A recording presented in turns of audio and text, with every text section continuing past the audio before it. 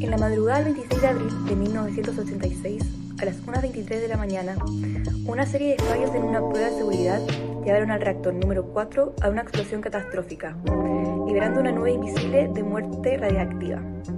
Lo más aterrador no solo fue el accidente.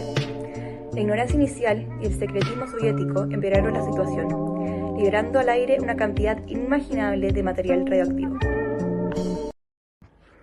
El 26 de abril de 1986 se produjo uno de los sucesos más importantes de la historia de la energía nuclear, el accidente de Chernóbil. Según Manuel Blanco Pérez y Catalina Cruz González, este acontecimiento marcó el declive de la Unión Soviética, una agenda ambientalista y una nueva geopolítica del mundo. ¿Podría decirse lo que pasó en Chernóbil fue en realidad un síntoma de problemas profundos que pasaban dentro del sistema soviético? Cuando ocurrió el desastre, ¿cuál fue la respuesta inicial de las autoridades soviéticas? ¿Y por qué se caracterizó tanto la falta de transparencia y secretismo?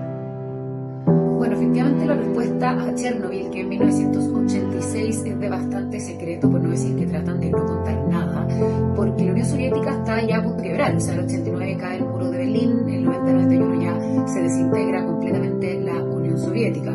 Por eso cuando ocurre este evento, lo que van a tratar de hacer es no mostrar que hay un problema interno. Cuando revienta el reactor nuclear en abril del 86, efectivamente se van a quedar calladitos y van a hacer monitoreos de otros países alrededor, como Suecia, que van a empezar a darse cuenta que hay mucha radiación. Y Rusia se queda completamente en silencio hasta que ya la presión interna los obliga a efectivamente asumir lo que había pasado. Porque independiente si fuera una falla humana o de diseño, cualquiera de las dos daba una imagen de una Rusia que ya estaba en la última. Cuando ya ocurre esto, ya habían empezado a acercar la ciudad que estaba efectivamente contaminada y le habían dejado al ejército el control de toda esa zona para que la gente no pudiera saber lo que había pasado. O sea, cortaron las comunicaciones, trataron de que realmente ni los rusos ni el mundo supieran qué había pasado ahí. Esto no es que haya sido sin querer, sino que era una forma que tenía la Unión Soviética en ese minuto de tratar sus cosas, porque hay que pensar que está peleando todavía con un Reagan, un presidente Bush, que son del bando occidental capitalista y que están mejor posicionados. Entonces Rusia tiene que mantener esta imagen. Además, desde el año anterior, desde el 85, ya Gorbachev había implementado la Glasnost y la Perestroika, esta idea de transparencia y de apertura, pero también entramos a discutir qué es lo que se tenía que transparentar. O sea, si Gorbachev pretendía abrirse al mundo y transparentar lo que estaba ocurriendo en la Unión Soviética, o sea, dentro de la Unión Soviética, efectivamente Chernóbil hizo todo lo contrario, pero nuevamente por esta idea de debilidad de la Unión Soviética en el marco de la Guerra Fría, al borde de derrumbarse, cuando seguramente ya no querían ni hablar de la corrupción que había dentro, ni de que estaba quebrado. O sea, la Unión Soviética termina quebrando. Recordemos que el muro de Berlín cae sin que nadie haga nada, o sea, fue casi una orden y el muro simplemente se derrumbó. Pensemos también que en esa época van a tratar de mantener también oculto lo que está pasando en Afganistán, dentro del mismo partido. O sea, todo va a ser una apertura, una transparencia desde estas políticas de Gorbachev que en la realidad no lo son.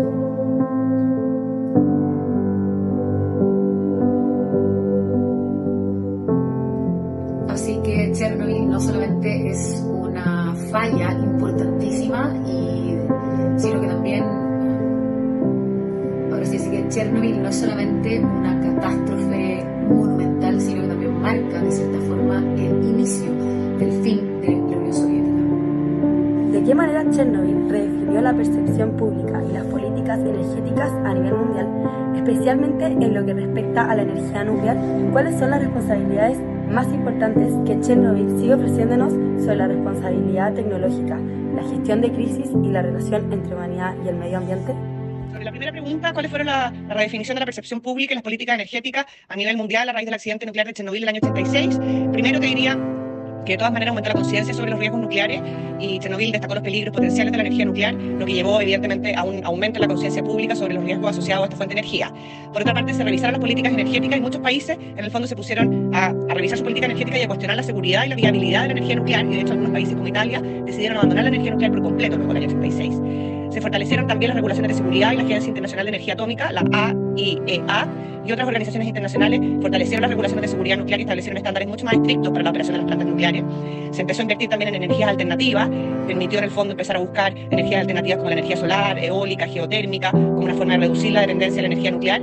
Y sobre todo, refiriéndonos a un régimen comunista, que fue lo que pasó en el año 86 en la Unión Soviética, hubo un debate importante sobre la transparencia y la comunicación, porque los regímenes totalitarios comunistas no tenían libertad de expresión, había una censura enorme, por lo tanto toda esta información no fue dada a la opinión pública y hubo una lentitud enorme en la reacción. Entonces, la reacción frente al accidente dejó al manifiesto además que las tecnologías que estaban usando eran totalmente anticuadas, que no se habían puesto al día en todo lo que son las nuevas, en el fondo, políticas de energía nuclear.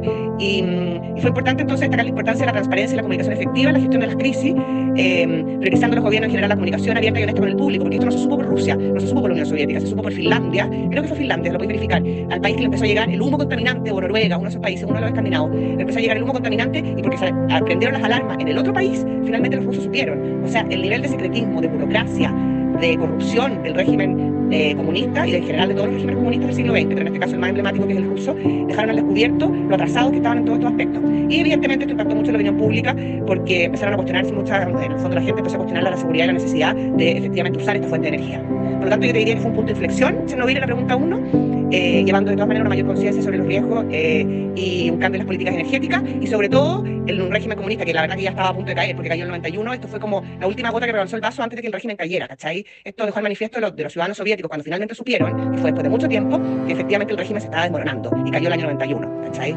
La pregunta 2, las lecciones que nos sigue dando Chernobyl, ofrece hasta el día de hoy un montón de lecciones importantes sobre la responsabilidad tecnológica en la gestión de crisis y la relación entre la humanidad y el medio ambiente. Primeramente, la responsabilidad tecnológica, que en el fondo dio esta situación, esta catástrofe, mostró la importancia de priorizar la seguridad y la responsabilidad en el desarrollo y la operación de tecnologías complejas y potencialmente peligrosas. En la gestión de la crisis se manejaron pésimo, así que ahí hubo todo no sé si hubo un mea culpa, porque la verdad que el régimen cayó, pero a nivel mundial una crítica a la respuesta inicial al accidente, porque fue muy lenta la respuesta inicial, fue muy deficiente, lo que efectivamente exacerbó y aumentó las consecuencias del daño.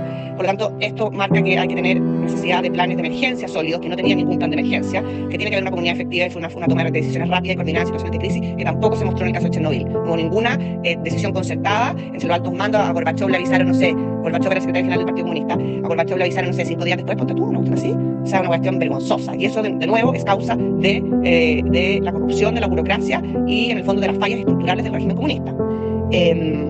Después, fundamental la transparencia, porque hubo una gran desinformación inicial sobre el accidente, y eso evidentemente agravó el impacto en la salud pública, porque muchos más quedaron con daños, y el medio ambiente, ¿para qué decir con los daños que quedó? O sea, si ni siquiera se preocuparon de los daños en los seres humanos, se han preocupado de los daños en el medio ambiente, esa cuestión ni siquiera la pensaron.